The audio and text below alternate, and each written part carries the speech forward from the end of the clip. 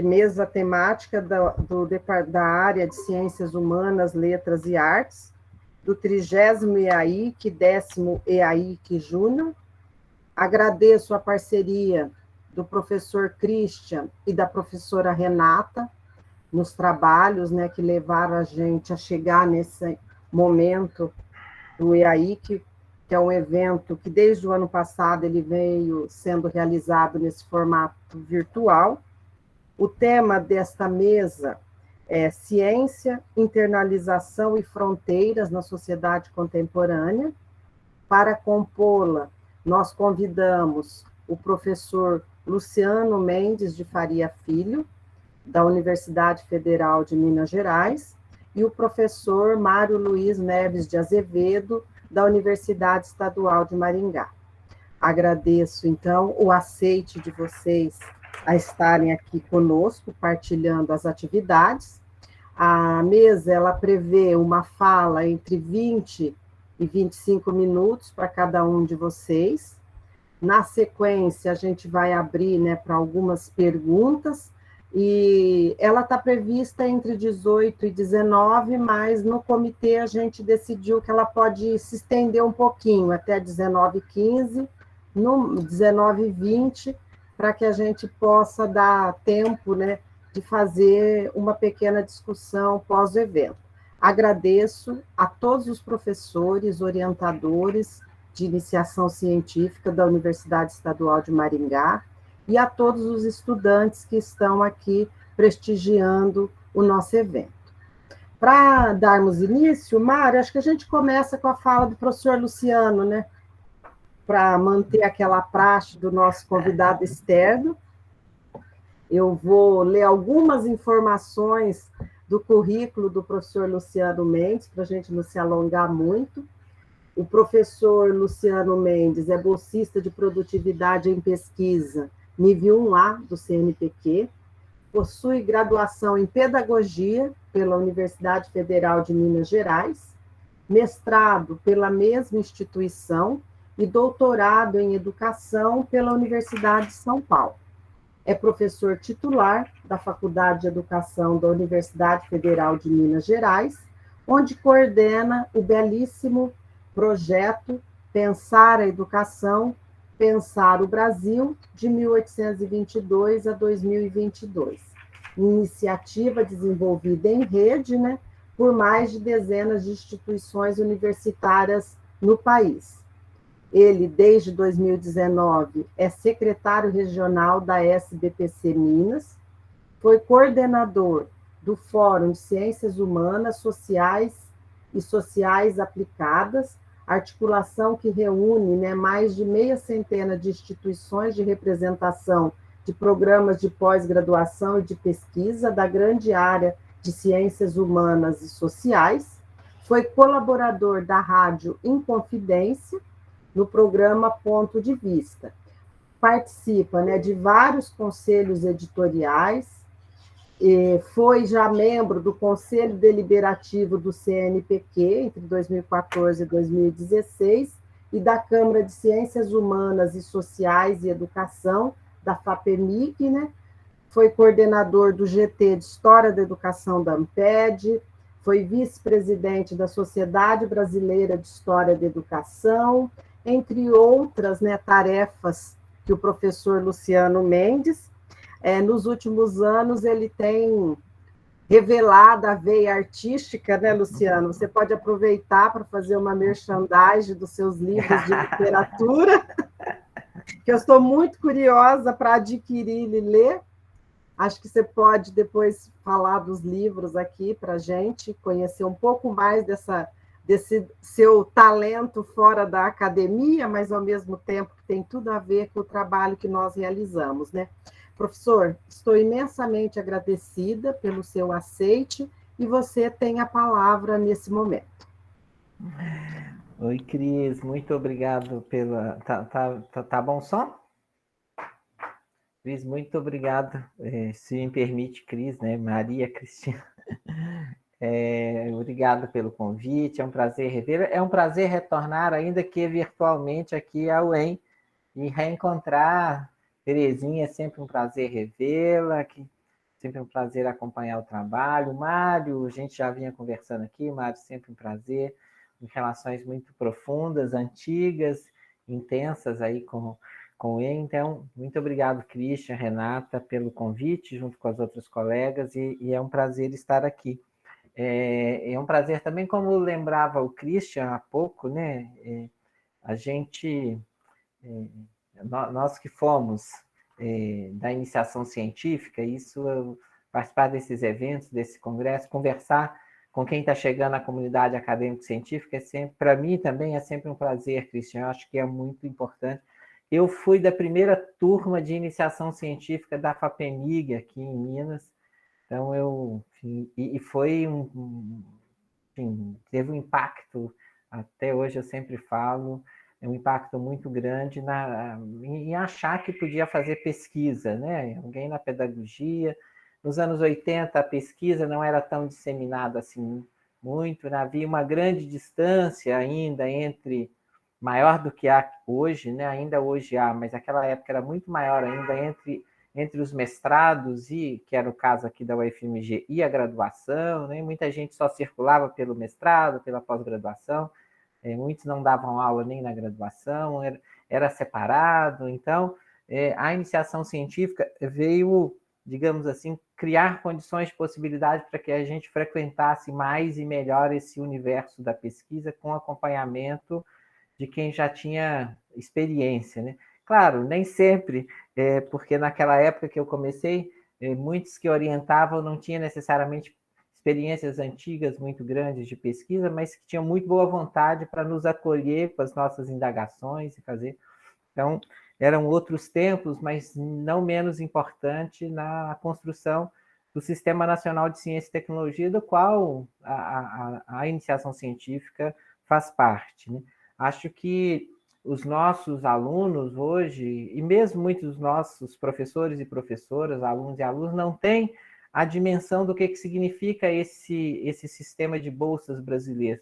Só existe no Brasil, né? Não há experiência similar a essa nossa, com todos os problemas que ela tem, né? Com vários problemas que ela implica, que são também problemas da própria sociedade brasileira, mas por caminhos tortuosos se construiu uma experiência única de bolsas.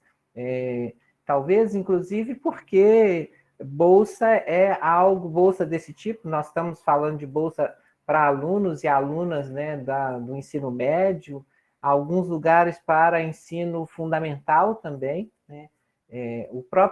Esse programa famigerado, lançado essa semana pelo Bolsonaro, prevê bolsas, né, de R$ 1.200 por ano de iniciação científica júnior. Estou falando isso porque, ao mesmo tempo que expressa a nossa inventividade, também expressa as nossas desgraças, né? Porque esse regime de bolsas, tal como a gente construiu, é também um regime de construção numa sociedade tão desigual como a nossa, né? Então, um pouco a gente jogar sempre a luz nas virtudes e nos problemas desse sistema, que hoje dá bolsa para alunos e alunas, desde o ensino fundamental até o pós-doutorado, né? Se a gente pensar que o CNPq distribui bolsas para pesquisadores sêniores, os nossos pesquisadores sêniores, nós estamos agora, nesse momento, fazendo o julgamento, muitos colegas que estão recebendo bolsas estão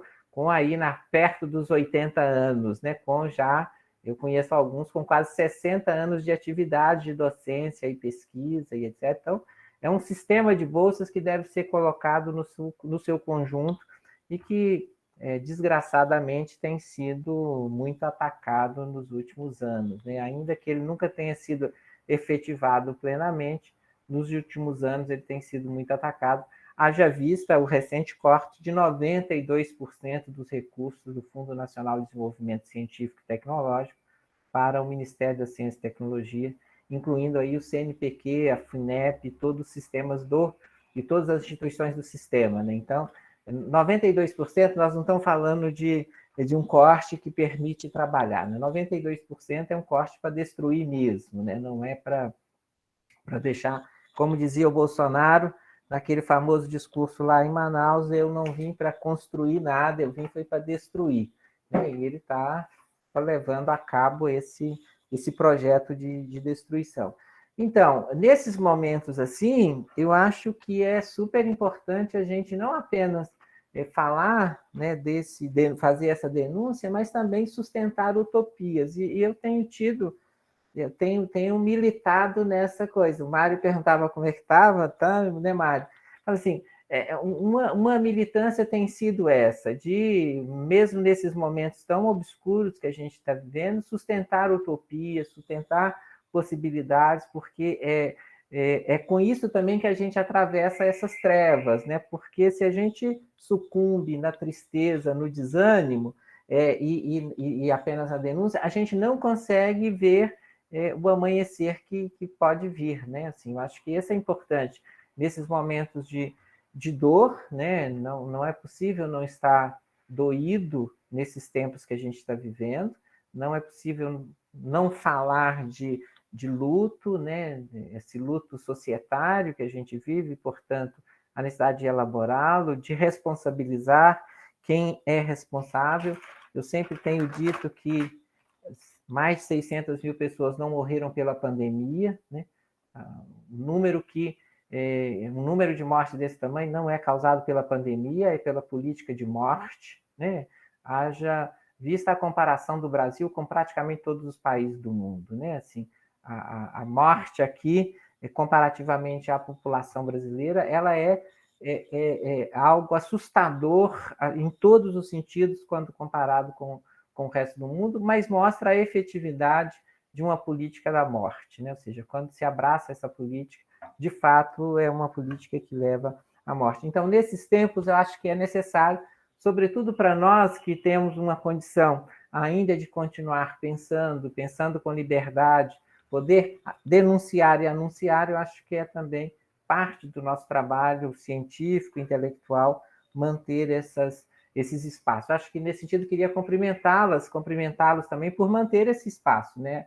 Apesar de a gente manter esses espaços que nos permite congregar, permite trocar ideias e, eventualmente, articular forças, ainda que muitas vezes sem nos conhecermos pessoalmente, forças que nos garantem aí, possam garantir novas vitórias nessa batalha que se avizinha, ou nessas batalhas que se avizinham aí. Então, eu preparei uma intervenção também rápida, levando em conta o tempo, pensando em alguns aspectos disso desse tema que nos foi dado, que é um tema de extrema complexidade e abrangência. Então, eu vou falar um pouco a partir, sobretudo, da minha experiência como pesquisador, por suposto, mas também na coordenação do Fórum de Ciências Humanas, Sociais, Letras, Ciências Sociais, Sociais Aplicadas, Letras, Linguística e Artes, que é esse fórum que eu tive o prazer de coordenar, que continua trabalhando, no qual a gente tem feito, já fez e continua fazendo um conjunto de reflexões sobre esses temas, né? A internacionalização, e que ciência nos interessa, que internacionalização que nos interessa, e que fronteiras a gente precisa quebrar, né? Nesse sentido, algumas já foram quebradas, algumas não existem, na verdade, para a ciência, e outras que são erigidas continuamente, né? Então, um pouco falar sobre esses temas rapidamente, para também dar lugar à conversa, ao debate. Também estou querendo ouvir o Mário sobre isso. Então, nessa questão da ciência e da internacionalização, um primeiro aspecto e aí falando muito mais com os meninos e as meninas, desculpem chamá-los assim, meninos e meninas que estão chegando ao mundo acadêmico, é pensar que essa história é muito longeva, né? Ou seja, se a gente pensar a história do conhecimento, a história do conhecimento é sempre a história da circulação internacional do conhecimento, a circulação e a apropriação internacional do conhecimento. É claro, quando a gente fala internacional, a gente está supondo nacional, né? Internacional. A gente muitas vezes perde de vista que essa é uma invenção recente, né? Assim como a ciência, né? Ou seja, a ideia de nacional, tal como a gente entende, é uma invenção da modernidade, que não por acaso também é uma articulação direta com a produção daquilo que a gente entende pela ciência moderna, né? Se a gente for pensar a história da ciência moderna, é profundamente vinculada à própria noção de nacional, de interesse nacional, de Estado nacional, né? A gente pensar isso em todas as áreas, não é apenas nas áreas relativas diretamente àquilo que delimita o nacional. Tem o Christian quem é o Christian que é da geografia, ou é o não é o outro colega que é da geografia, né, Cris? É o Claudivan, né, que é da É o geografia. Claudivan, que é O professor da Claudivan, quer dizer, geografia. que é esse, O Christian é historiador. historiador, né? O Claudivan que estava falando que é da geografia, que é essa área fundamental para pensar a questão das fronteiras, né? Ou seja, a construção das fronteiras, a discussão sobre as fronteiras e dos mapas. Aí há um capítulo aí legal da literatura e da história dos mapas com Ítalo Calvino, que é uma outra conversa depois, Claudivan, essa coisa da invenção dos mapas e das fronteiras, pensando essa coisa da literatura.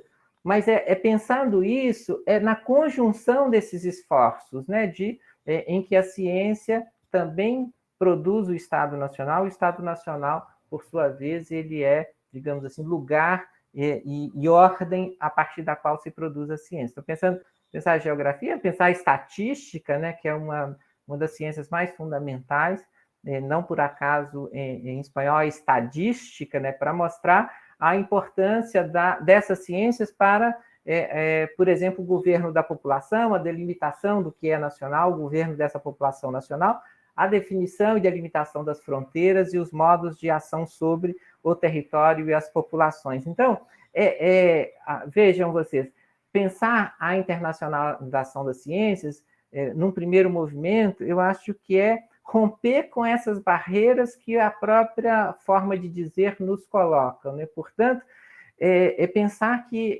essa ideia de internacional, que a gente muitas vezes lida com ela cotidianamente hoje, já foi de outra forma, já foi dito de outra forma, e que hoje, ao atualizá-las, a gente deveria manter a utopia de que o conhecimento, de que as formas de conhecer, de sentir, de ver, de praticar o mundo, tem essa vocação mais de circulação fora das fronteiras, além das fronteiras, que sempre delimitá-las é um exercício de poder, né? Ou seja, é o poder, seja do Estado Nacional, e vou chegar mais no fim falando das corporações, cada vez mais o poder das corporações de delimitar isso, o que seja o nacional, o internacional, e, de um certo sentido, o que seja a própria ciência.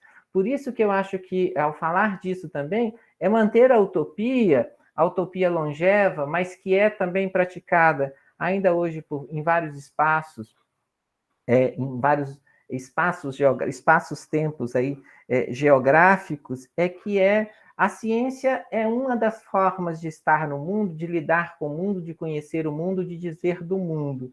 Ela não é toda a forma, ela não é a única, algumas vezes não é a mais relevante, não é a mais importante, e nesse sentido, nós que praticamos a ciência temos também que manter a humildade, eu acho, de considerar a própria ciência um artefato histórico, um produto histórico, da qual nós somos fazedores e somos feitos por isso também, né? Portanto, o hábito do cachimbo faz a boca torta serve para a gente também, né? Ao praticar a ciência dentro de fronteiras nacionais que muitas vezes nós imaginamos rígidas, ao buscar a internacionalização desse conhecimento, nós também mantemos muitas vezes essa boca torta, né? De cientistas vinculados a uma nação que busca a internacionalização, sem muitas vezes perceber que isso que nós falamos, nação e internacionalização, em boa parte para a ciência contemporânea não faz sentido nenhum, né? Não faz sentido nenhum.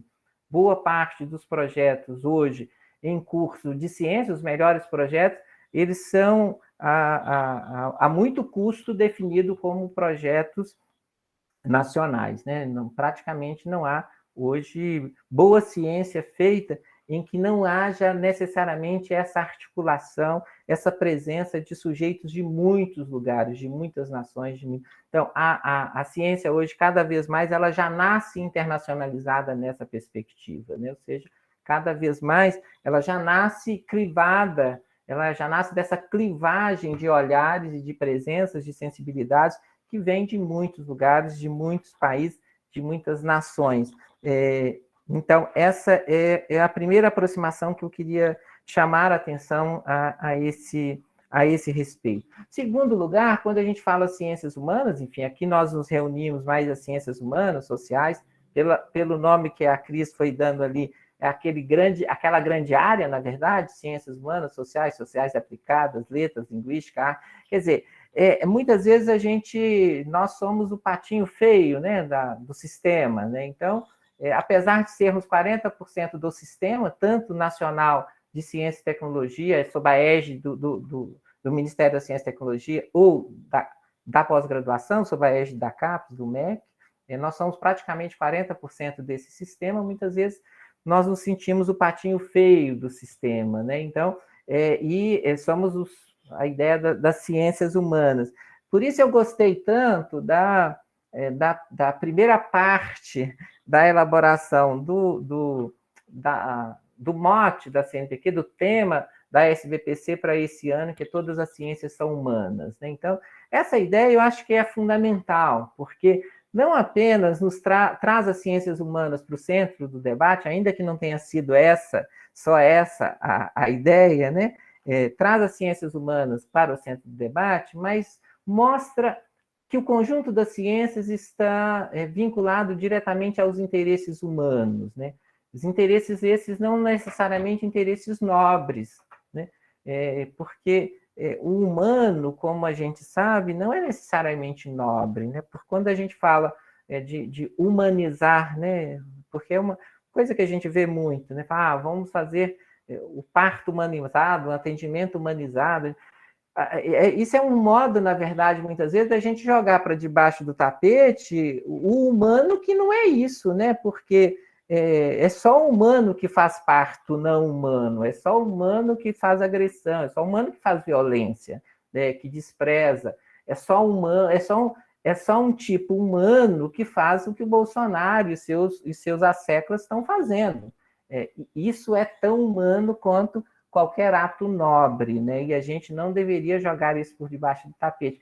Aliás, as nossas ciências, uma das grandes contribuições das ciências humanas e sociais é justamente nomear isso, né? Lá onde a biologia quer biologizar, naturalizar a medicina, a gente dizer, olha, não é assim, o corpo é social, o corpo é linguagem, a gente precisa dizer disso, né? Então, essa questão dos interesses são fundamentais, dos desejos que nos mobilizam.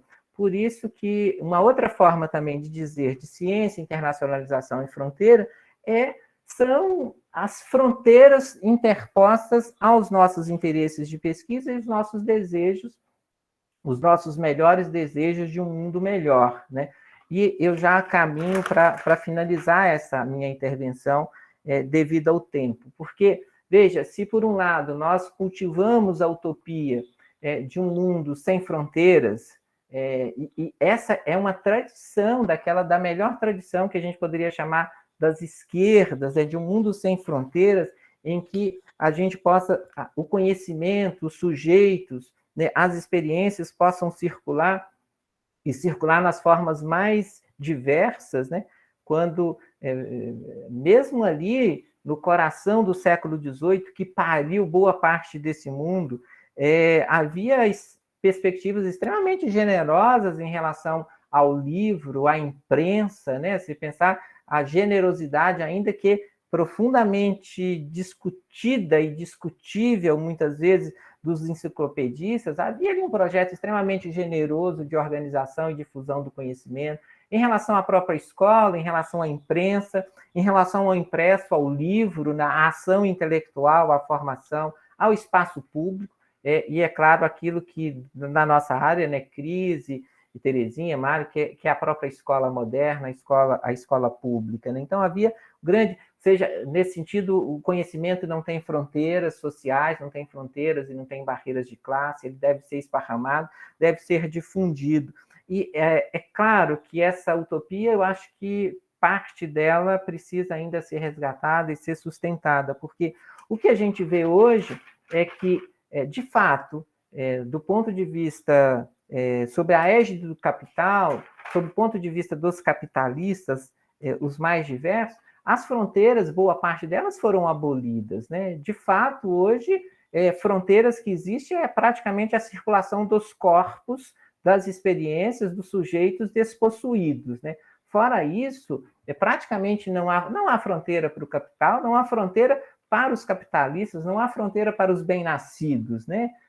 Aliás, os bem-nascidos, mais bem-nascidos desse planeta já estão rompendo a fronteira do planeta, né? Não é só o rompimento das fronteiras internacionais, é a fronteira interplanetária, né? Ou seja, a construção de possibilidade de viver fora desse planeta, uma vez que ele pode ser destruído por essas forças. Então, esse romper com essa fronteira, não mais do ponto de vista da ficção, né? Ou seja, não é mais ficção científica a ideia de uma civilização interplanetária em que os mais bem-nascidos do planeta vão se deslocar para outros lugares.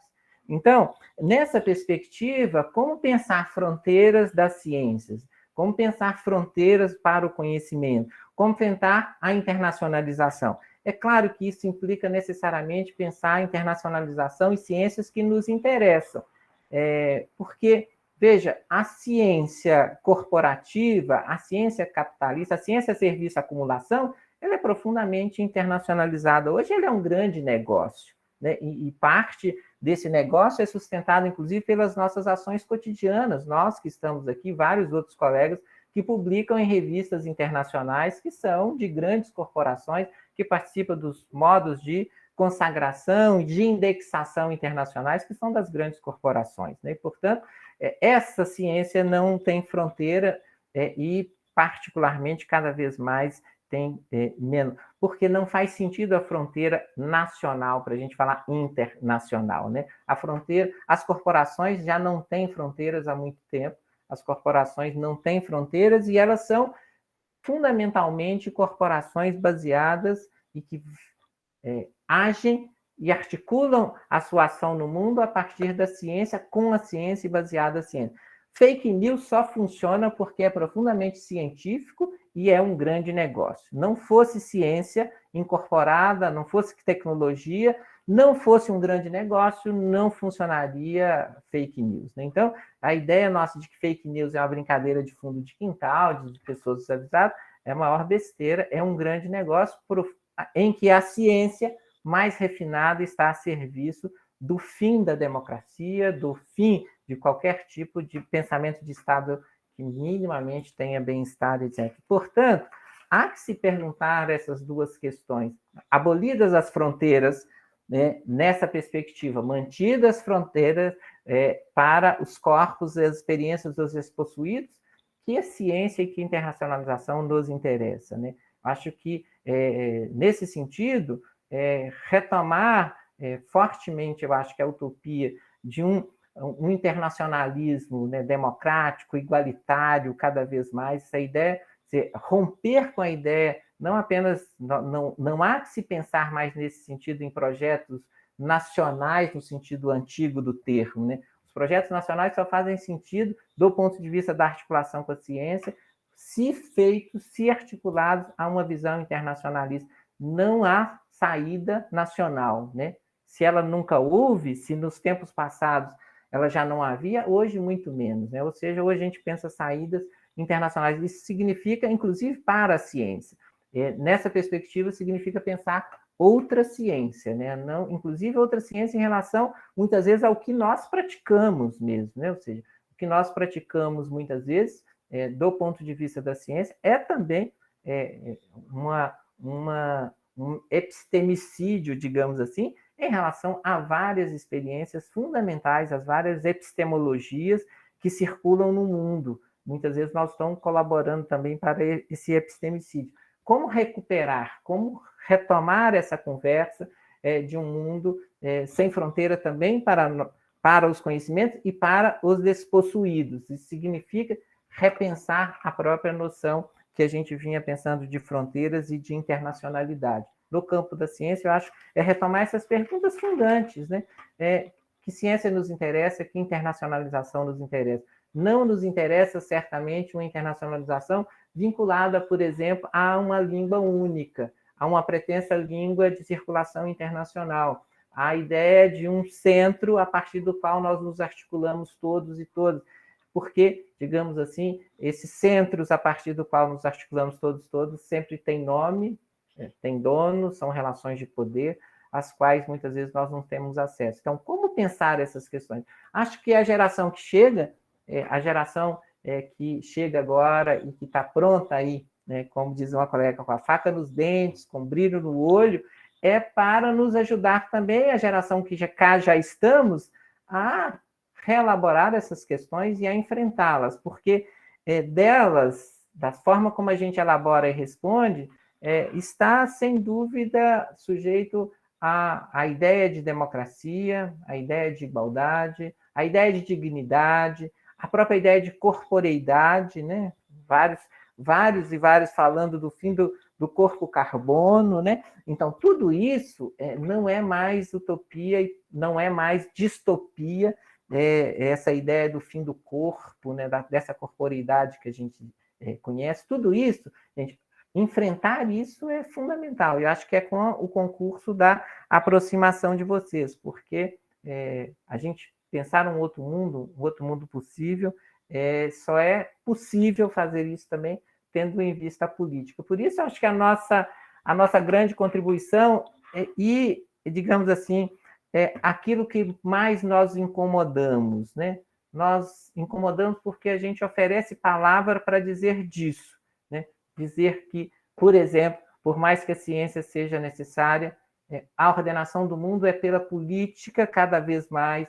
Sob a égide da política é que se faz ciência desse modo, desse tipo, se faz opção. Ou a gente recupera isso como um elemento fundamental, como um valor fundamental, que a própria ciência está sob a guarda, sob o debate, sobre a égide, sobre a disputa da política, ou nós seremos privados de qualquer tipo de decisão sobre a nossa própria vida, sobre aquilo que sobre o nosso próprio corpo, sobre as nossas próprias expectativas, vivendo sobre a expectativa dos outros, no tempo dos outros, nos desejos dos outros, né? Então, recuperar a política é algo fundamental que nós temos como um grande desafio, e acho que as ciências humanas, sociais aplicadas, letras, linguística e arte têm um papel crucial nesse debate na comunidade acadêmica e na sociedade brasileira, né? Por isso, ainda que eu acho que as fronteiras não façam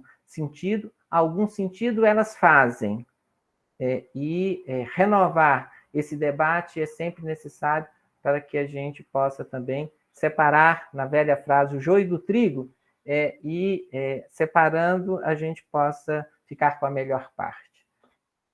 Muito obrigado, desculpa aí, avancei o tempo, mas espero contribuir com a nossa conversa.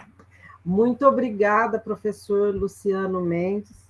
É sempre um prazer ouvir as suas reflexões.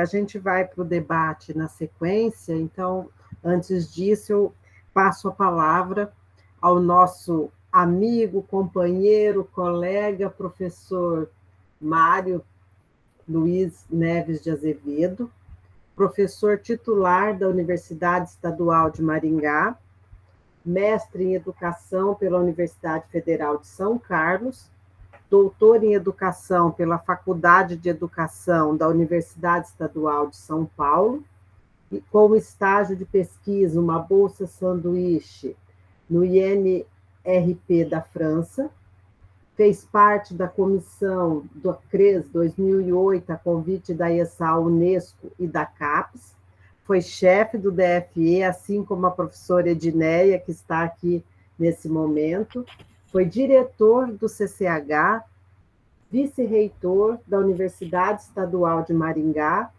tem pós-doutorado na Universidade de Bristol, na Inglaterra, participou do OBEDUC, Política de Expansão da Educação Superior do Brasil, foi coordenador adjunto e coordenador do Programa de Pós-Graduação da Educação da UEM, cargo hoje ocupado pela professora Maria Luísa, que está aqui presente, e período em que foi iniciado, né, o nosso DINTER com a CAPES em Educação com a Universidade Federal de Rondônia.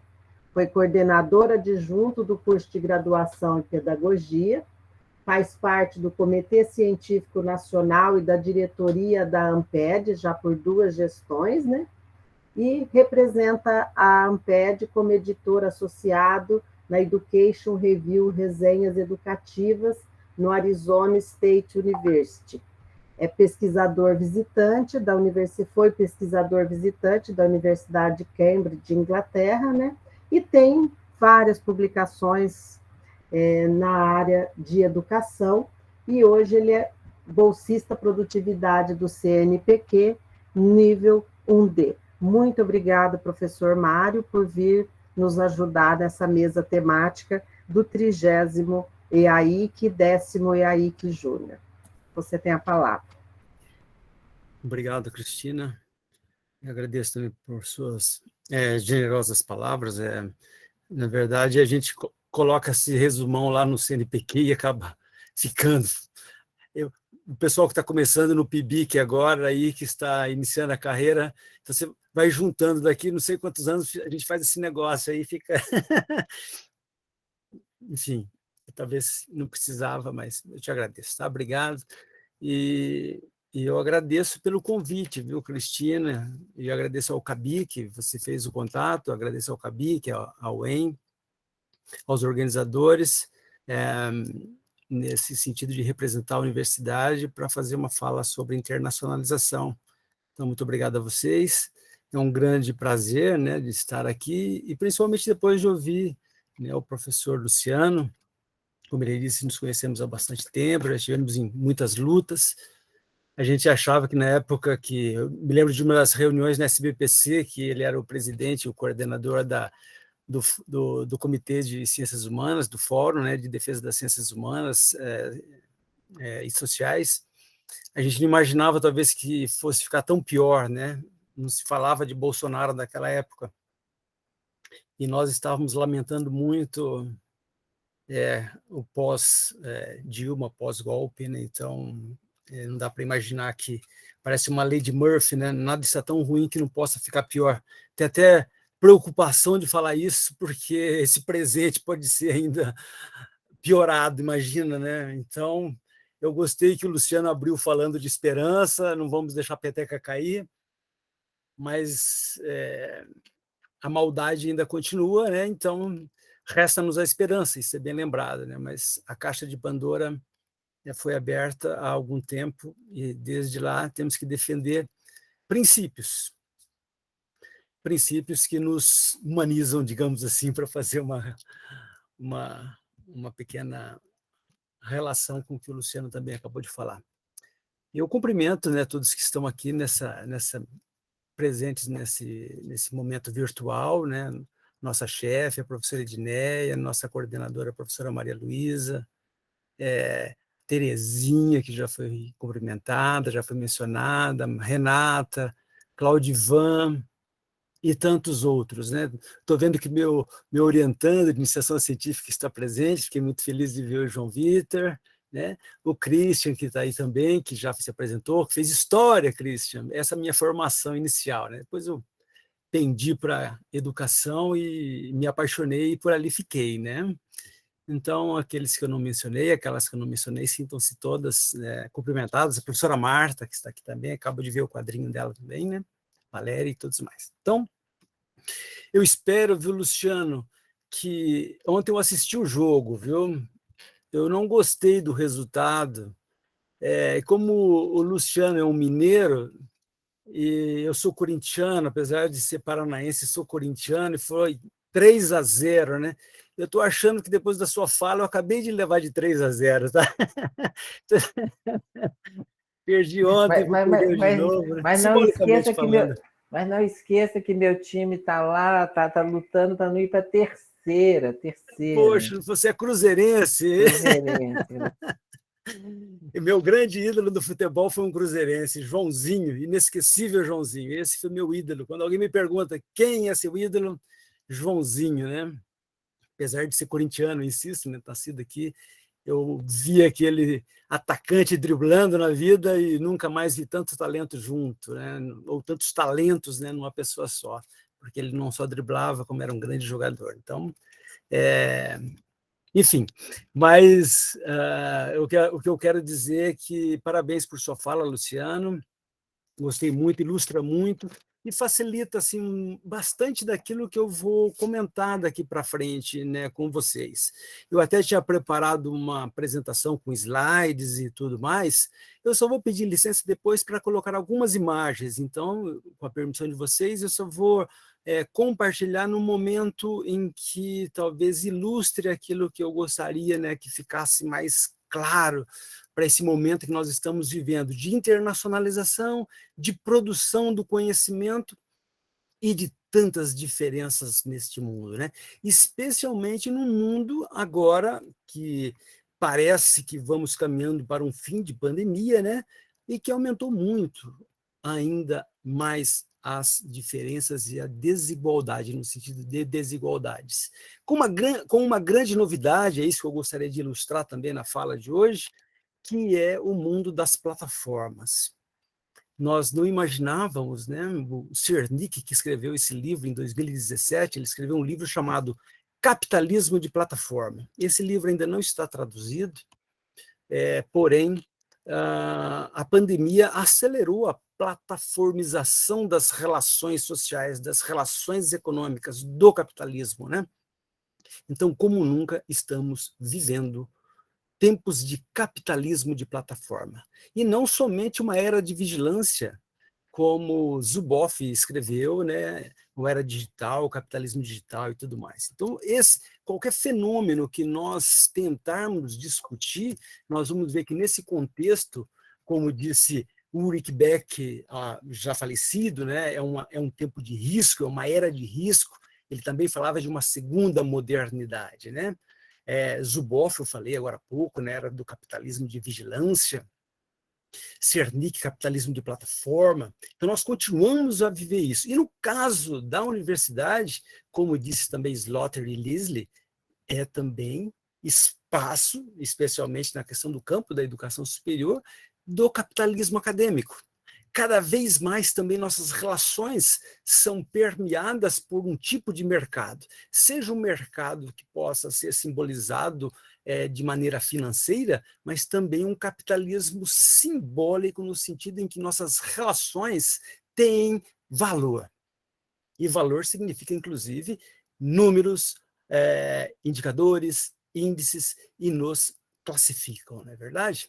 Então, nesse sentido, que vai acontecendo cada vez mais fortemente, não somente uma governança por indicadores, uma governança que se chamava de novo gerencialismo público, né, aquela questão de indicadores, supostamente melhores práticas e tudo mais, ou boas práticas, mas é uma governança algorítmica, né? Como disse a Susan Robertson, né? Ela dizia que como se por drones a educação, não só a educação, mas o mundo vai sendo controlado de longe, né?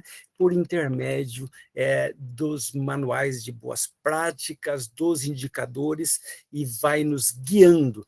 Isso tem um nome, a gente poderia falar que é uma governança algorítmica, não é verdade? Ou época de quarta revolução industrial, coisa desse jeito. Então, esse contexto em que nós vivemos é que aparece a internacionalização, mas que aparece uma contraparte da internacionalização que eu faço sempre questão de diferenciar, porque não é somente a internacionalização. Na verdade, como diz o historiador Koselleck, né, o alemão, os conceitos devem ser bem definidos.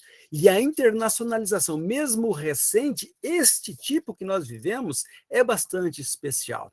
E a internacionalização pressupõe, por exemplo, solidariedade, pressupõe respeito mútuo, pressupõe reciprocidade, pressupõe a interculturalidade, pressupõe que a cultura, em que as culturas, quando se encontram, são respeitadas. E isso é internacionalização. É só nos lembrarmos, desde o epitáfio que está lá no livro do velho Marx, né? Proletários de todo mundo, né? Univos. Isso é internacionalismo, né?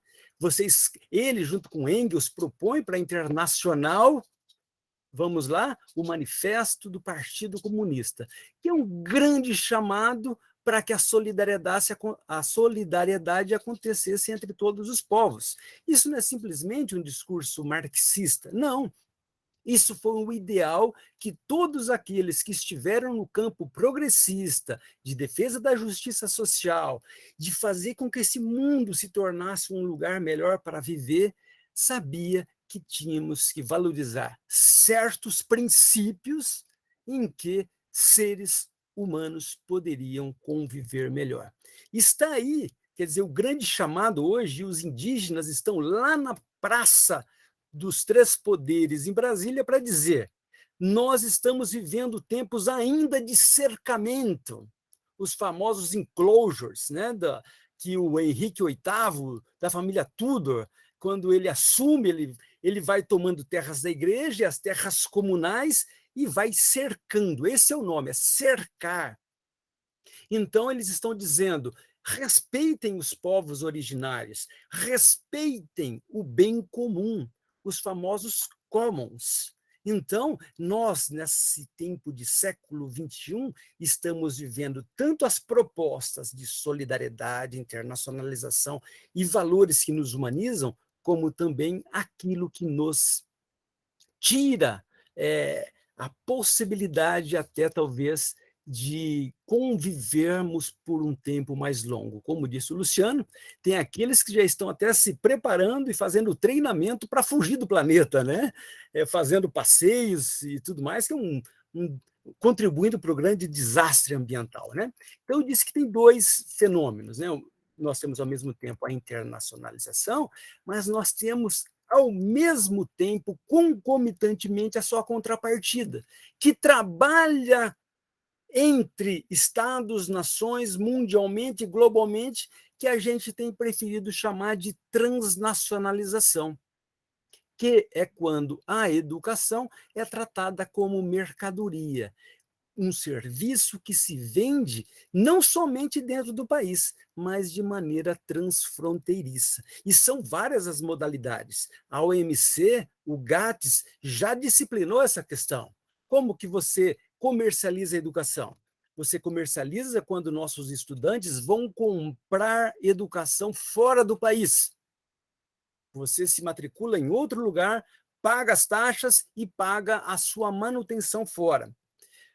É transnacionalização também, é venda de serviços quando as multinacionais, as transnacionais, compram ou montam instituições privadas de educação e vendem internamente para nossos estudantes. É também mercadorização quando os consultores, quando os vendedores, como se fossem professores, instrutores, consultores, qualquer um desses nomes que se queira, eles fazem um movimento transfronteiriço e vêm aqui fazer a venda também.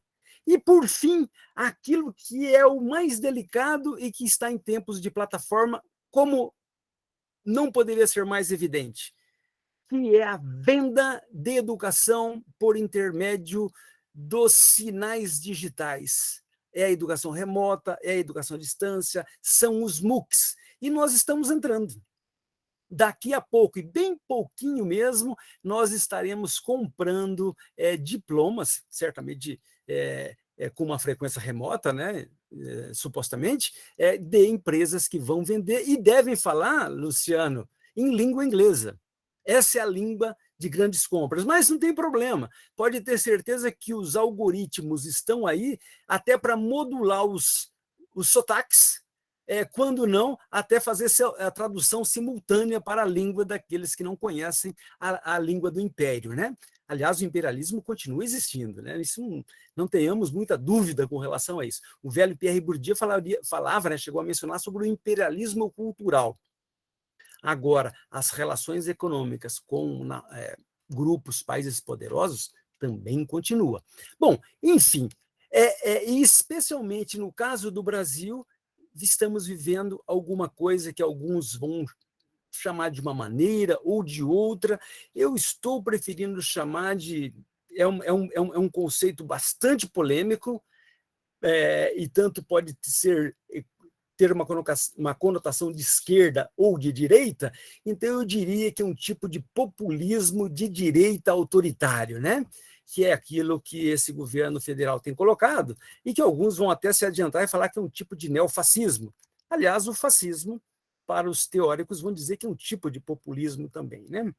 Então, vamos lá, isso nos coloca bem em que contexto que nós estamos vivendo. Logo da pandemia, que o próprio nome já diz, não ficou restrito a um país, a uma fronteira, né? Se tem alguma coisa que foi transfronteiriço, foi esse vírus e todo o ataque que foi feito. Alguns países mais preparados souberam lidar melhor, e outros, até incentivados por seus governantes, fizeram um estrago enorme. É por isso que nós entramos, né? Vamos lá, num campo da educação, num campo social, que é o caso da educação superior e da produção da ciência, em que você faz alianças, em que você tem as lutas, mas que você tem que ter disposição.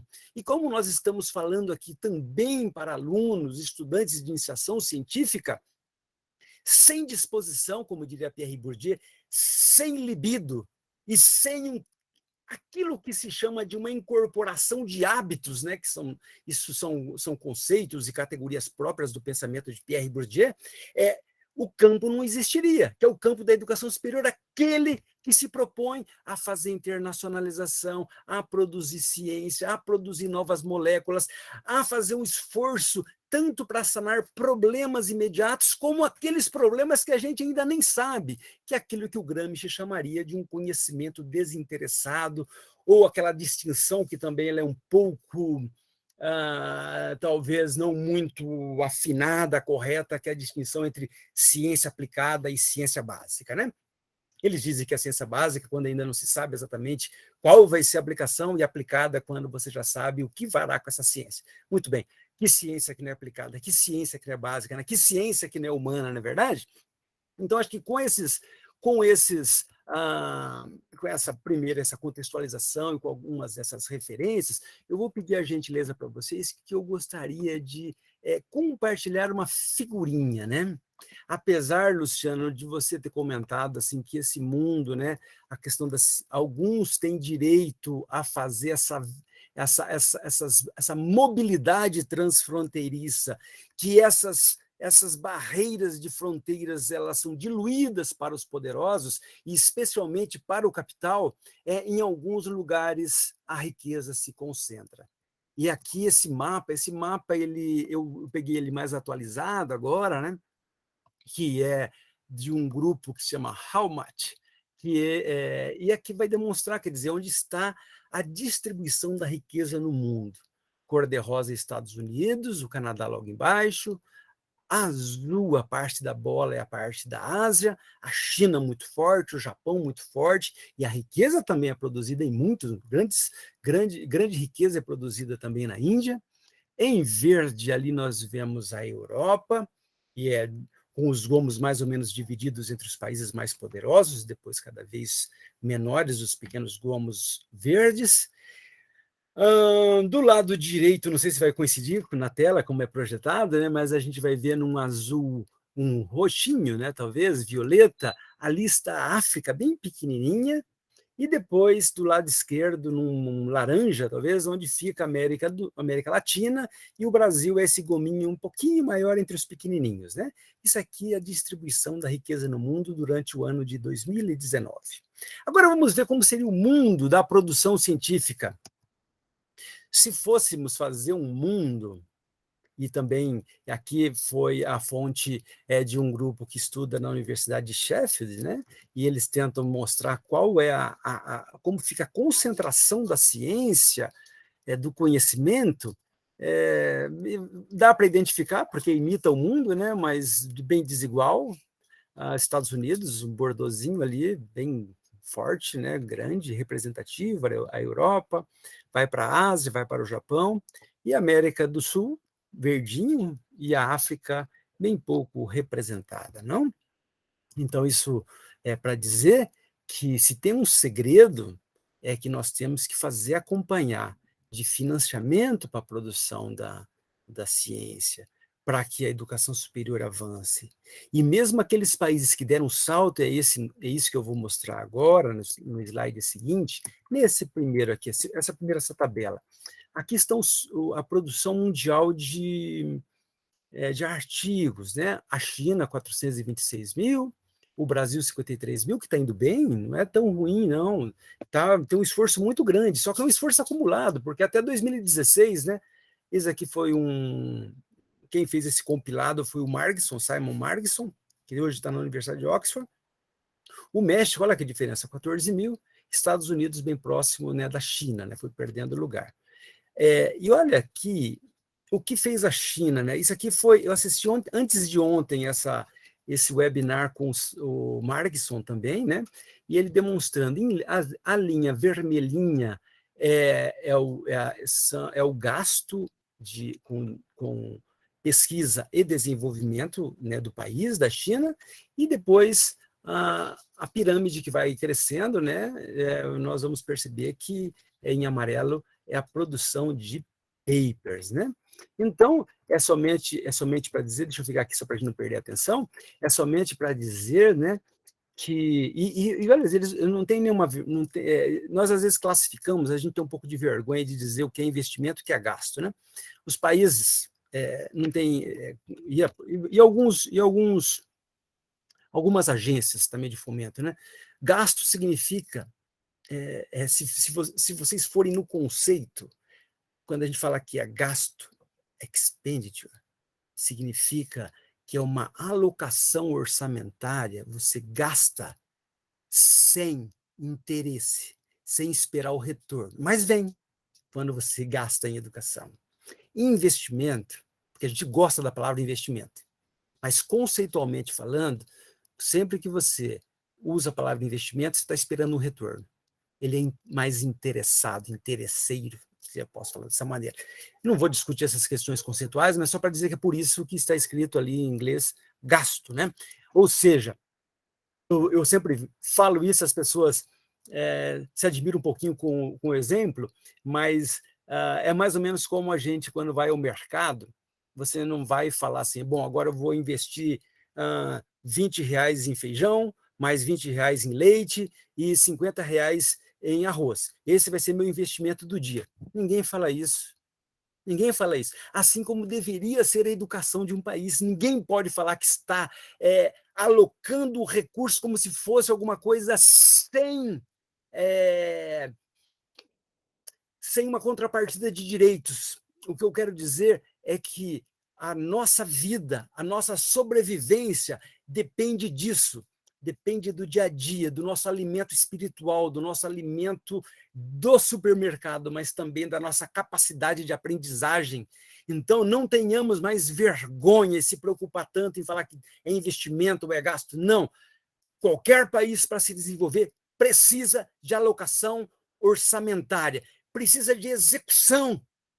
Mais ou menos quando falam, às vezes, em alguma notícia, que foi alocado tanto de recursos, mas que não foi gasto nada, por exemplo, na prevenção de incêndios na Amazônia, significa que, desprendidamente, o país não quis fazer execução.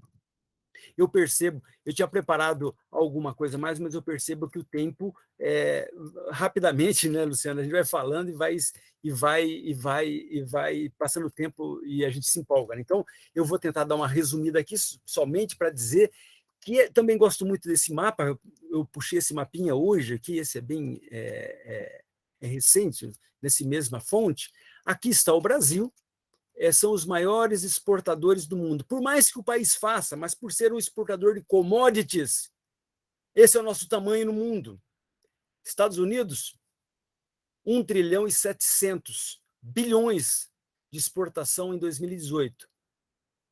Países Baixos, a Holanda, 723 bilhões de dólares em exportação. A nossa, 240. A França, 582. Aqui está Portugal com 68 bilhões, a China 2 trilhões e meio. Bom, muito bem, isso é somente para dizer que se nós quisermos realmente fazer com que esse país busque a rota. Eu não estou falando do desenvolvimento com aquela conotação modernista ou positivista, não. É para aquilo que é a possibilidade de promoção de justiça social nesse país e que nós consigamos distribuir. Nós precisamos de conhecimento, precisamos da universidade, nós precisamos da internacionalização solidária. Temos que buscar conhecimento, trazer conhecimento e abraçar as grandes causas que nos fazem irmãos nesse mundo. Eu tinha preparado alguma coisa mais, mas são números que eu posso depois, no debate, a gente pode comentar alguma coisa. Queria ter falado, trouxe alguns dados sobre pandemia, sobre plataformas, mas eu acho que isso ilustraria principalmente... Se vocês me dão só 30 segundos, Cris, 30 segundinhos que eu quero mostrar só uma fotografia aqui para vocês. Claro, professor Mário. Obrigado, Cris. Só um minutinho, que essa aqui eu tenho que compartilhar com vocês. Esse mapa que vocês... Mapa não, esse diagrama, essa figura que vocês vão ver agora, ela é uma figura que foi exposta recentemente, faz menos de 2 meses. Quem mostrou foi a Hopper, que é uma consultoria aqui de Foz do Iguaçu, uma consultoria privada. O que diz esse mapa? É só para dizer os mundos que nós estamos entrando, ou as opções que nós estamos fazendo de mundo. Isso aqui vou tentar assim, sem esses 30 segundos, não dá para a gente entender facilmente. O que está aqui, dá uma olhadinha, o que está em laranja são as matrículas no Brasil em educação pública. Tudo isso aqui é educação pública. Tudo esse laranjinha é educação básica, tá bom? Toda. Esse azulzinho aqui, pequenininho, é educação superior no Brasil. Agora eu quero mostrar aqui o que é legal. Quanto de educação privada tem em cada um dos lugares? Privada, ainda no Brasil, na educação básica, 16%. Só que dá um faturamento maior do que esse tanto que tem na superior, que leva a 75% das matrículas no Brasil. Compreendem? Então, o que está acontecendo? Que aqui tem um espaço enorme para o avanço da educação privada no Brasil. Aí você vai dizer o seguinte: será que eles vão privatizar os espaços escolares? Será que é isso? A jogada é o que eles já estão fazendo. E eles estão vendendo as tais apostilas, os sistemas. Então, plataformas de ensino, sistemas de ensino, treinamento de professores por plataforma e mais a avaliação, treinamento de avaliação. Compreendem? Então, esse é o mercado que está em expansão no Brasil, vai para a educação básica. Eles sabem que no superior praticamente se esgota. Praticamente se esgota. Eu vou finalizar agora para dizer o seguinte. Aqui, receita líquida que teve durante Hopper, essa que é a consultoria. 54 bilhões de receita pública, de receita líquida na educação superior. E já foi, em 2019, 75 bilhões de faturamento no privado. Esse, por mais esperança, Luciano, mas a gente não vai deixar de perceber isso. Eu vou finalizar aqui só mostrando aqui. Essas são as maiores fornecedoras de educação, grande parte dela cotadas em fundo, em que o estrangeiro transnacionalizado faz compras. É bem recente, também faz 2 meses que eu fiz esse levantamento. A Cogna, que é a ex-Croton, Pitágoras, Unopar, 829 mil estudantes matriculados. A ex-Estácio, com 823 mil. A Vitro, que adquiriu o Sesumar, 635 mil. A Unip do Digênio, 525 mil. A Ânima, 387 mil. Olha o nome da Vitro. Vitro, essa é a propaganda. Vocês abrirem a página, Vitro está aqui. Vitro, educação. E eles colocam bem assim: nosso nome é inspirado em uma das mais importantes obras de Da Vinci. Está escrito lá. Esse é o homem vitruviano renascimento digital, se você me permitir, Luciano, já que ele falou da utopia, a nossa distopia tem essa cara. E nós estamos entrando nesse mundo distópico, né? Ou seja, desse Vitrúvio, né, desse homem vitruviano que foi inspirado lá na antiguidade romana, por isso que o renascimento do Da Vinci, eu resolvi inventar uma palavrinha, falar do desrenascimento, né? O desrenascimento tem essa cara. Bom, é isso. Muito obrigado. Com muito gosto. Se porventura tiver alguma questão, se houver tempo, estou à disposição. Mas é um grande prazer. Muito obrigado, tá? Agradecimento. Obrigado. Parabéns, professor Mário. Eu acredito que o Cristian, a Renata e eu ficamos muito felizes pelo acerto de ter vocês dois hoje debatendo conosco esse tema, né? Ciência, fronteiras e internacionalização. E dando sequência às nossas atividades, eu vou passar a palavra ao professor Cristian. Muito obrigada a ambos. Obrigado, professora Cristina. Eu quero também agradecer enormemente as falas do professor Luciano e do professor Mário. Ao mesmo tempo, animadoras e sombrias, mas as ciências humanas preparam a gente desde o primeiro dia de graduação para lidar com esse tipo de paradigma da vida, né? Eu vou ficar encarregado de fazer os questionamentos ou repassar para vocês os questionamentos, e enquanto os nossos colegas estão digerindo as falas, eu vou fazer algumas provocações num sentido muito construtivo para a gente seguir um pouco nessa discussão, porque as duas falas, para mim, elas se complementaram muito em vários aspectos. Quando o professor Luciano estava falando, eu lembrei muito de um primatólogo holandês que eu gosto muito, que é o Frans de Waal, e é muito engraçado porque quando eu comecei a estudar antropologia, eu vi que a primatologia era a antropologia da antropologia. E eu comecei a ver como essa questão da primatologia era interessante, e o Frans de Waal ele elaborou alguns anos atrás uma teoria sobre o comportamento coletivo, e principalmente a questão não só da alteridade, mas também o fato de que comportamentos extremamente colaborativos são muito vistos em grandes primatas.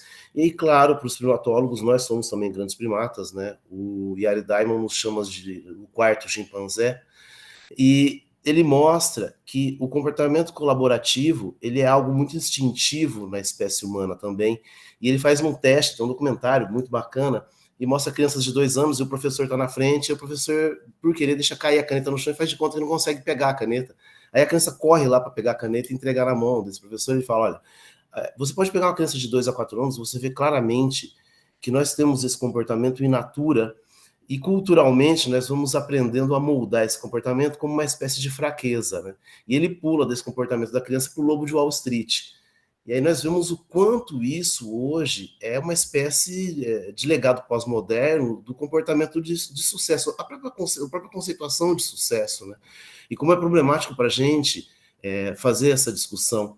Porque eu me lembro que algum tempo atrás, alguns colegas da academia estavam levantando a questão de que muitos alunos chegavam na pós-graduação pedindo garantias de que eles fossem se mestrar, ou terem garantias de que eles fossem se doutorar. Saiu até um artigo de um colega nosso da USP sobre isso.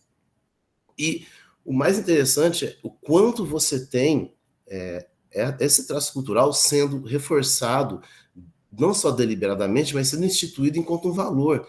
E o mundo acadêmico, principalmente das ciências humanas, ainda lida com uma outra figura, que é uma figura assim, que ainda eu acho que a gente tem que se debruçar mais para estudar, que é essa figura do coach, da figura motivacional, que fala, olha, não, cara, você tem que ser egoísta, pisar na cabeça dos outros, porque o sucesso só depende do comportamento que você tiver, extremamente egoísta. E aí, isso vai ao encontro da discussão que o professor Luciano coloca, da questão colaborativa, porque a ciência se faz de maneira colaborativa, não tem como você fazer ciência de maneira individual, né? Um dos grandes passos do acadêmico é justamente a publicação do artigo, e depois que você entra na academia, você entende que a publicação do artigo não é o resultado final. Na verdade, é o momento em que você vai ser citado, criticado, ou o colega vai usar um texto seu em sala de aula, e isso é algo que você acha que é super construtivo, muito bacana. E a questão é justamente como a gente está tendo isso desconstruído no Brasil, e eu acho que está seguindo num ritmo, numa velocidade que eu vejo que em muitos momentos a gente não está dando conta de acompanhar, até mesmo do ponto de vista, não de uma competência, mas como a gente consegue desconstruir isso. Eu digo acompanhar porque, por exemplo, nós não conseguimos entender num primeiro momento como se deu a última eleição no mundo afora. Não vou me resumir ao Brasil, isso começa com o Brexit, depois passa pelos Estados Unidos e chega aqui, e você vê de que maneira a gente está tendo que lidar com isso com uma rapidez enorme, que é essa espécie de desconstrução da ciência. Porque agora eu falo para os meus alunos, olha, eu tenho que preparar vocês para uma sala de aula em que o aluno de vocês vai questionar vocês sobre o funcionamento de uma vacina. Então, assim, o professor de ciências humanas também vai ter que explicar que a vacina funciona e como é que é o método da ciência para isso, que a Terra não é plana, que o nazismo não é de esquerda, que a escravidão não foi benéfica, como estão falando agora, porque você tem essa linha agora, e que o criacionismo também é ciência, né? Nós temos agora registrado recentemente um grupo de pesquisa no CNPq criacionista, e pasmem meus colegas de Maringá, o líder do grupo de pesquisa é aqui da cidade de Maringá. Então, eu fecho essa provocação nessas questões de como a gente tem essa natureza extremamente benéfica no sentido de que ela é muito vantajosa para a espécie humana em termos de colaborar, que é aquilo que o Franz Walton chama de o grande altruísmo, né, da espécie humana, e como esse altruísmo, na verdade, é algo que faz um benefício enorme para a nossa espécie, e ao mesmo tempo a gente tem que lidar com o paradoxo que o professor Mário colocou, né? Assim, são dois universos distintos que se chocam, a gente tem que tatear o meio dos dois e saber como a gente vai conduzir a questão acadêmica, não somente como é que a gente vai conseguir pesquisar sem financiamento, e ao mesmo tempo como a gente vai preparar nossos alunos da graduação, da iniciação científica, para aquilo que eles vão ter que encarar enquanto profissionais daqui 2, 3 anos, uma licenciatura, por exemplo.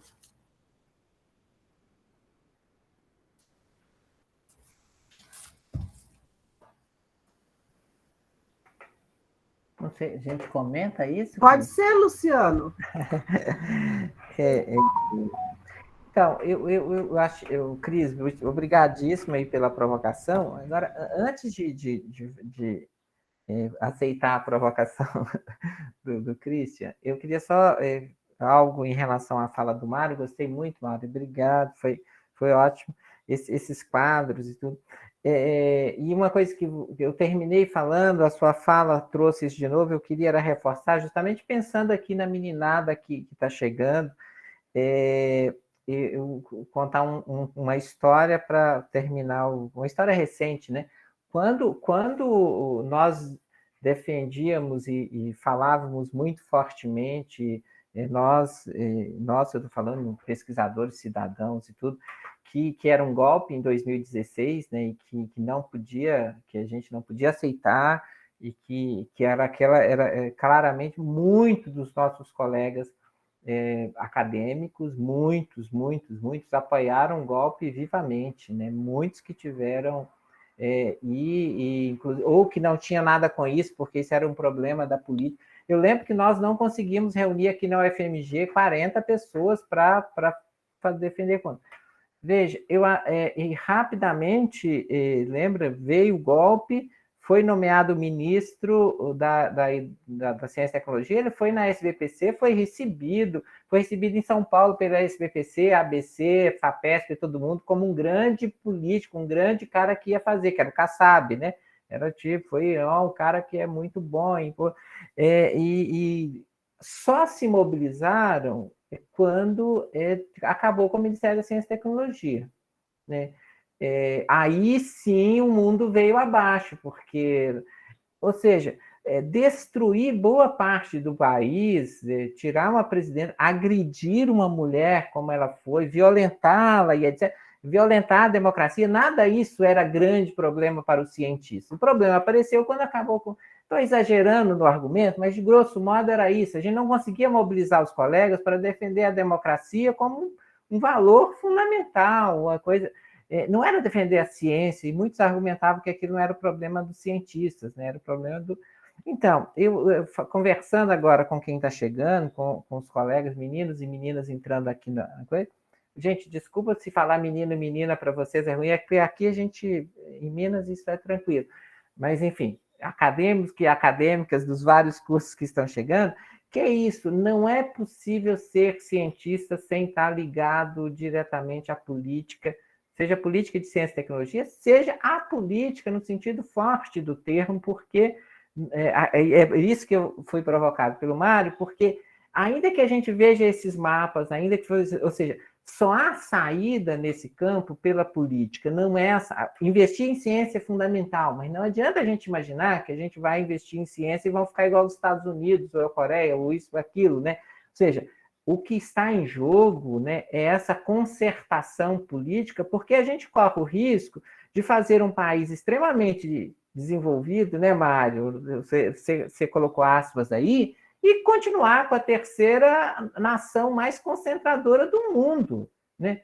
Ou seja, o que os Estados Unidos... Só existe aquela produção na Holanda, aquela coisa, pela interdependência em relação ao resto do mundo. Se não fôssemos nós o que somos, não haveria a Holanda.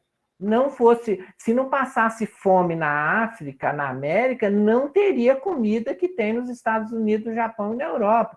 Ou seja, essa interdependência é fundamental, ou seja, reorganizar isso é reorganizar a ciência, mas é, sobretudo, reorganizar o mundo. E, portanto, é a política muito mais do que uma discussão de ciência e tecnologia. Tem países muito mais igualitários que o nosso, com muito melhores condições de vida do que o nosso, com muito menor produção científica, com muito menor exportação, etc. Tem países extremamente que estão crescendo. Você pensa o que é digamos assim, o que significa de impacto no território chinês transformar a China nisso que está se transformando, né? Ou seja, no território e nas populações na China, né? Assim, é uma coisa. Então, eu estou dizendo isso para recuperar o primado também nesse sentido da política, ou seja, na política que, inclusive, a ciência se resolve, a gente está vendo isso fundamentalmente agora, né? Então, um pouco como a gente pensar nessa concertação aí do ponto de vista. Christian, só para... quando você foi falando, achei ótimo essa coisa da colaboração e da coisa da linguagem, né? O Mário já lembrou ali do Koselleck, né? Essa coisa dos conceitos, porque a gente tem conceitos que a gente está tateando neles, né? A gente fala muito de competência, né? Mas competência é muito difícil a gente imaginar competência sem competição, né? Está entreligado, né? Essa coisa, dizer a palavra é já supor essa coisa de como que a gente está. Então, como a gente dá conta disso? Eu tenho discutido muito isso, Christian, nessa questão, para a gente rever, por exemplo, rever nesse campo nosso a própria noção de autoria, né? Ou seja, todo o nosso arcabouço de consagração no campo da ciência, também nas ciências humanas e sociais, está assentado numa noção de autoria, que é uma noção muito moderna, contemporânea e perversa, né? Porque a autoria só existe nessa condição que a gente está falando como relação com o copyright, ou seja, com a mercadorização do conhecimento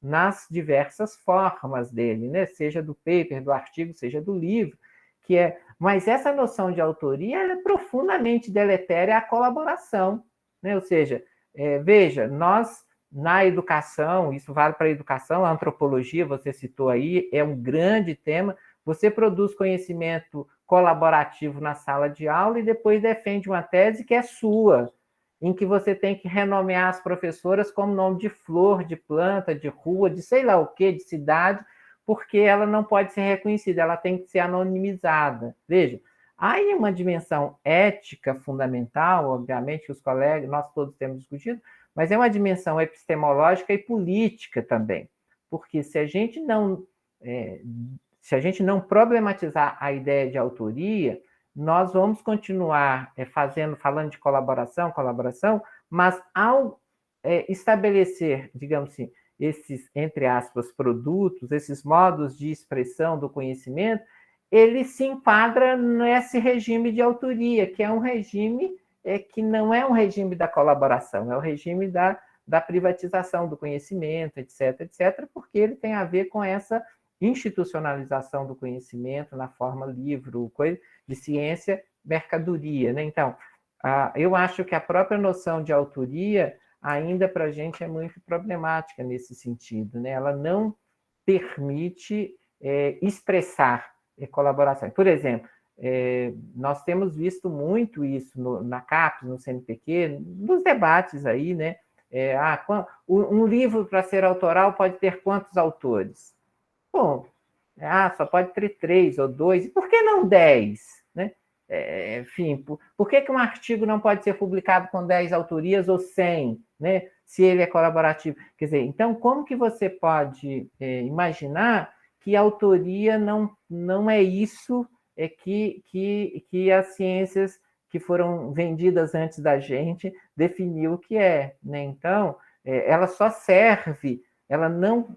A definição de autoria com a qual geralmente a gente lida, ela só serve para, digamos, mercadorizar e evitar a colaboração. Ela não favorece a colaboração. Então, daí eu acho que a gente precisa rever essa própria noção de autoria. É difícil, porque o que nós estamos vivendo hoje é justamente a colonização das ciências humanas, sociais, pelas outras que foram mercadoria primeiro que a gente, né?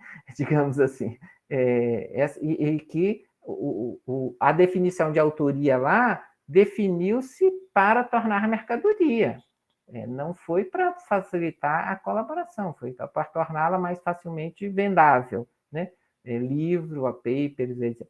Enfim, mas concordo com você que essa é uma das grandes tensões que a gente vive, porque, de fato, a ciência é necessariamente colaborativa, ainda quando ela é feita no gabinete, espremido entre 4 paredes, sem nenhum contato com outros. Ela é impossível o seu texto não ser intertexto, a sua autoria não ser...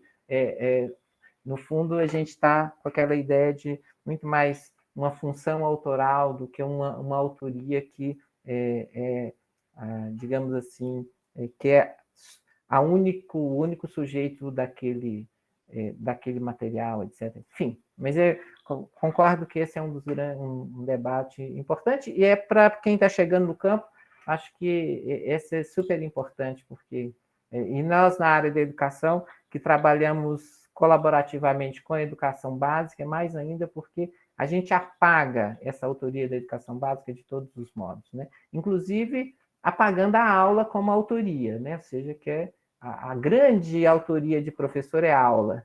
É a maior autoria, cada aula nossa é uma obra específica. Eu diria, é uma obra de arte, é uma obra de coisa... a grande autoria nossa é a aula, dos professores de educação básica também, e a gente apaga isso e fala que a aula é mera repetição, coisa assim. Eu acho que é um grande desserviço que muitas vezes se faz em relação às colegas da educação básica, né?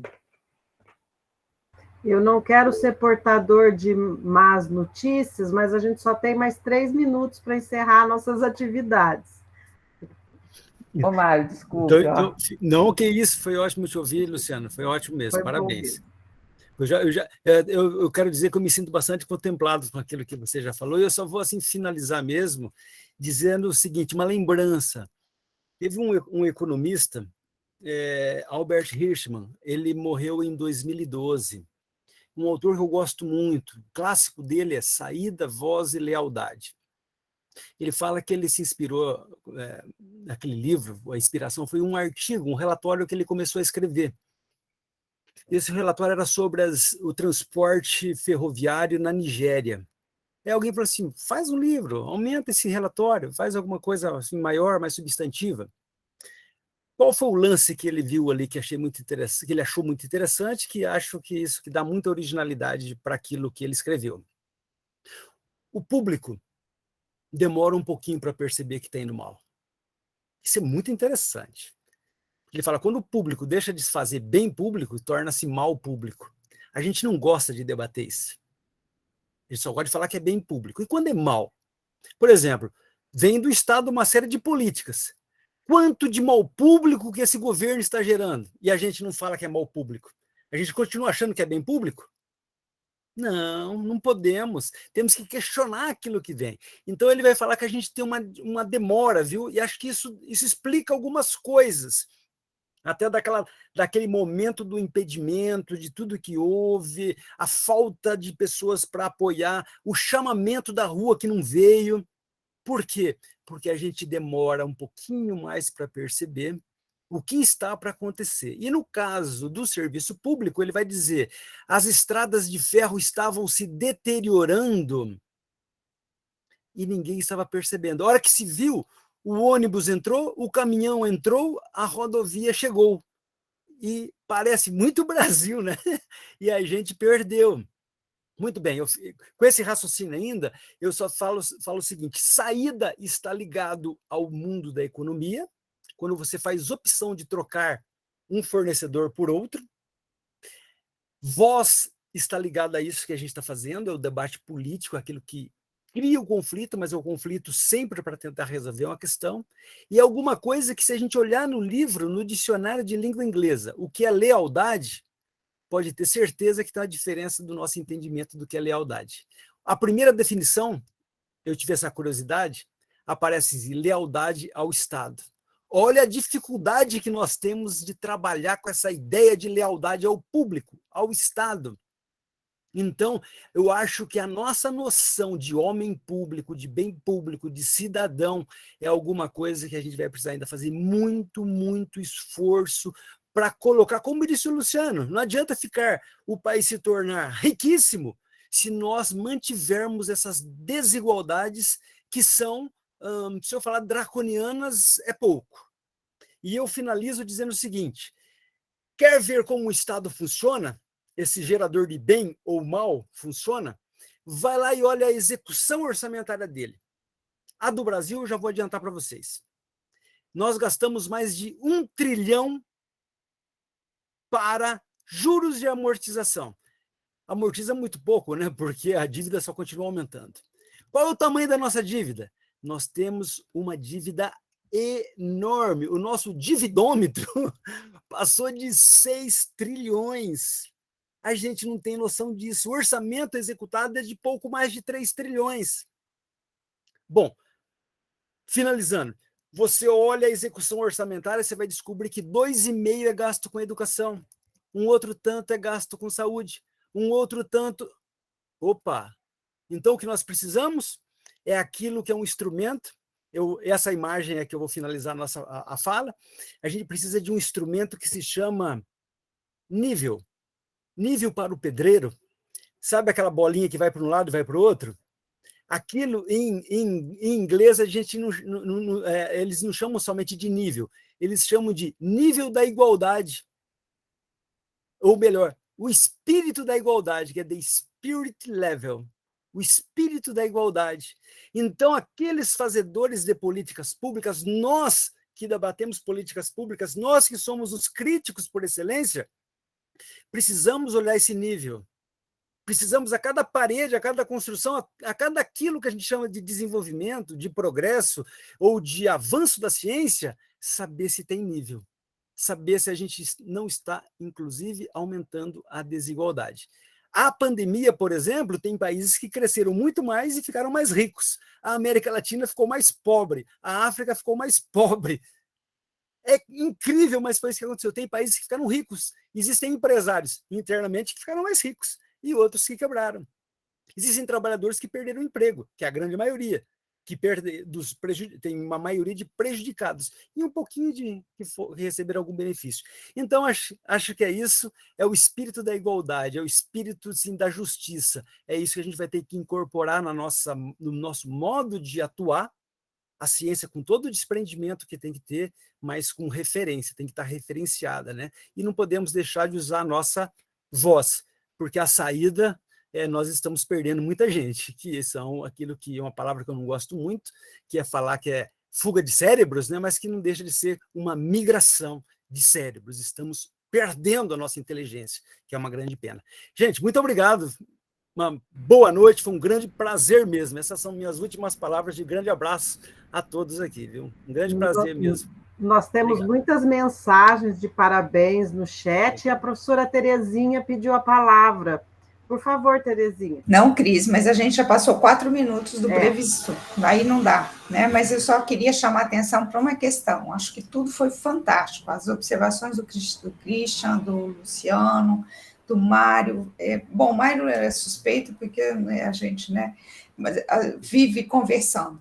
Mas acho que é uma questão que o Luciano colocou, dentre todas são importantes, mas como é que nós, da academia, não percebemos o perigo que nos atingia? Eu acho que essa é a questão que nós precisamos pensar nesse caldo todo, né? Como é que nós fizemos de conta que isso não chegaria até nós, né, Luciano? Então, eu acho que tudo foi fundamental, mas eu acho que nós estamos repetindo o mesmo erro. Isso é muito importante que fique claro para as gerações que estão chegando, né? E, Luciano, eu e você devemos ter a mesma geração, porque eu também fui a primeira bolsista de iniciação científica da Unesp, de Assis. Um beijo, tchau. Muito bem. Professor Christian, você gostaria de falar alguma coisa? Eu acho que o que me cabe aqui é agradecer, né? Esses momentos têm sido muito importantes para a gente, e principalmente para os acadêmicos que estão assistindo, né? Eu acho que a função de vocês é primordial, porque a gente precisa motivar esses alunos, não no sentido coach, mas no sentido de que a ciência, ela se alimenta das novas gerações. Nós precisamos dos novos teóricos, dos novos cientistas sociais, dos novos historiadores, dos novos pedagogos. A gente precisa muito, porque o nosso momento de completar o ciclo chega, e eu acho isso muito bacana, muito salutar, porque o mundo acadêmico é justamente isso, né? É renovação o tempo todo, renovação de paradigmas e também do quadro dos seus professores. Agradeço muito vocês, aprendi muito, gostei demais, e nos vemos num próximo encontro, quiçá que seja presencial no ano que vem. Muito bem. Para encerramento das atividades, eu compartilho uma observação, um comentário da professora Renata no chat, dizendo, né, como é potente e necessário a noção de utopia que vocês nos trouxeram, acrescentado aqui, né, o lembrete de que a resistência política é fundamental para o bom andamento, né, da ciência, que possa produzir o bem para a humanidade. Gente, eu agradeço imensamente a todos os estudantes, professores, aos colegas de CABIC, Christian e Renata, e aos nossos convidados, que foram fantásticos. Muito obrigada. Um beijo para todo mundo. Obrigado, gente. Valeu. Um grande abraço. Assim. Obrigado. Muito bom.